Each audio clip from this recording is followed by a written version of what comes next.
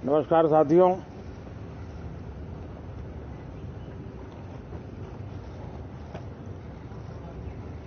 ठंड शायद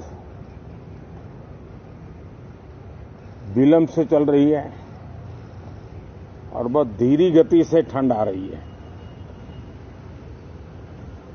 लेकिन राजनीतिक गर्मी बड़ी तेजी से बढ़ रही है।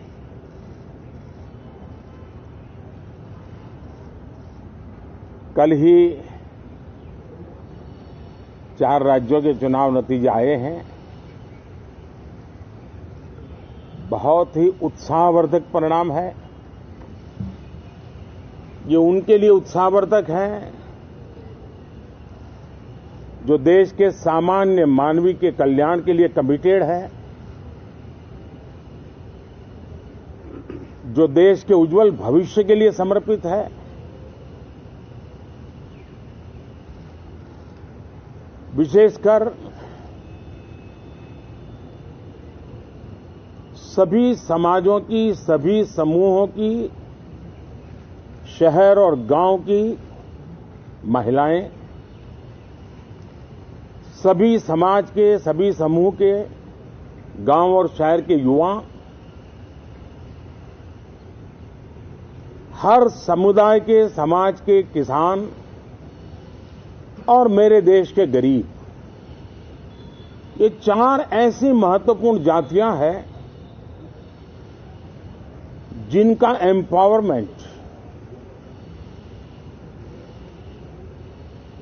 उनके भविष्य को सुनिश्चित करने वाली ठोस योजनाएं और लास्ट माइल डिलीवरी,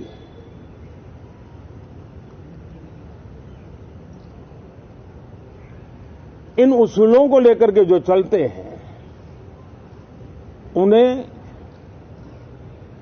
भरपूर समर्थन मिलता है। और जब गुड गवर्नेंस होता है,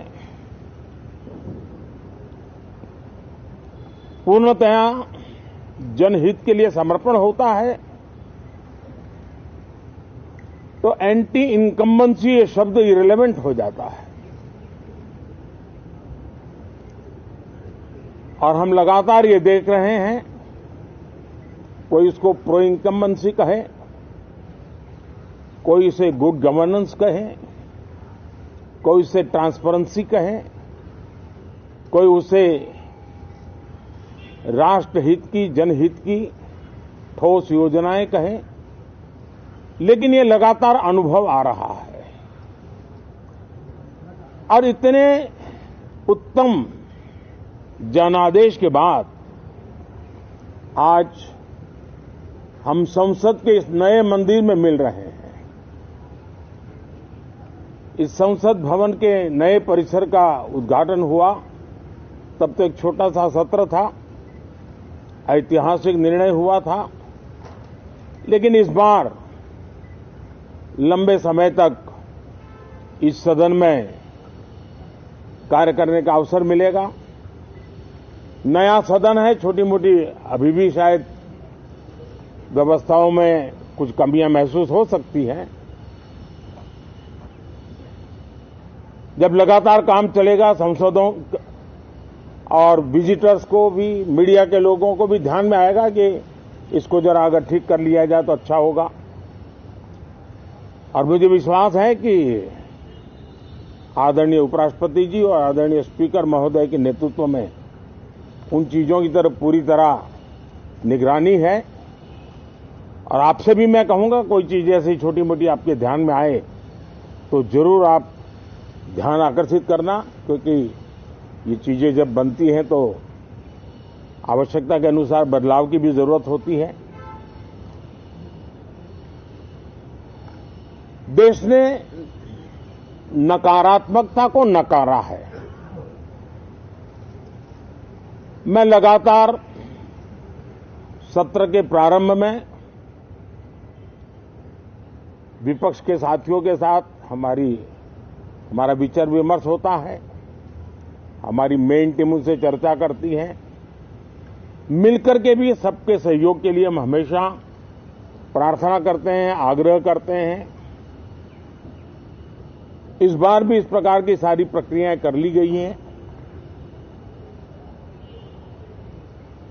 और आपके माध्यम से भी मैं सार्वजनिक रूप से हमेशा हमारे सभी सांसदों से आग्रह करता हूं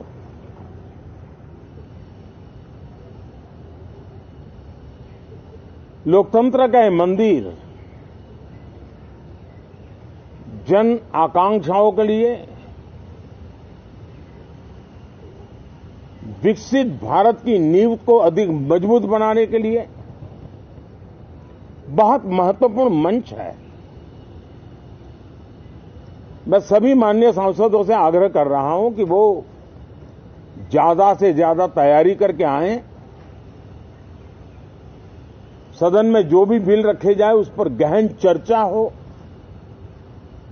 उत्तम से उत्तम सुझाव आए और उन सुझावों के द्वारा, क्योंकि जब एक सांसद सुझाव देता है तो जमीनी अनुभव का उसमें बहुत ही उत्तम तत्व होता है, लेकिन अगर चर्चा ही नहीं होती है तो देश उससे मिस करता है उन चीजों को।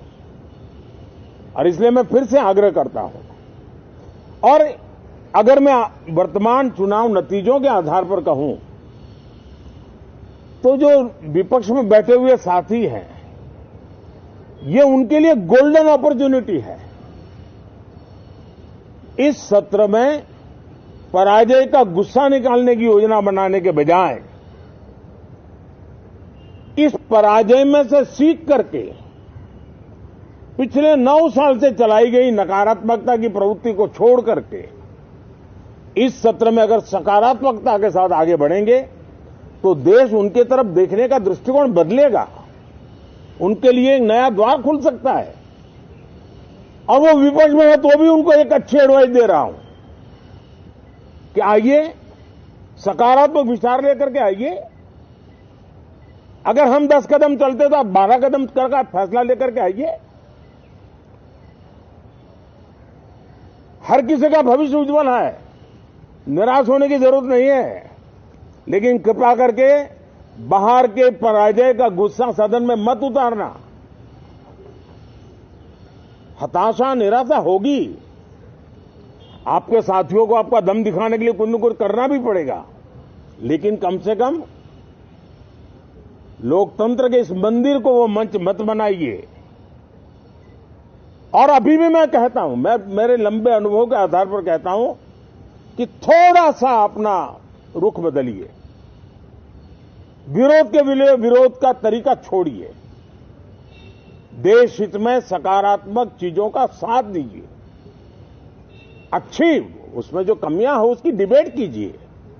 आप देखिए देश के मन में आज जो ऐसी कुछ बातों पर नफरत पैदा हो रही है, हो सकता है वो मोहब्बत में बदल जाए, तो मौका है, ये मौका जाने मत दीजिए।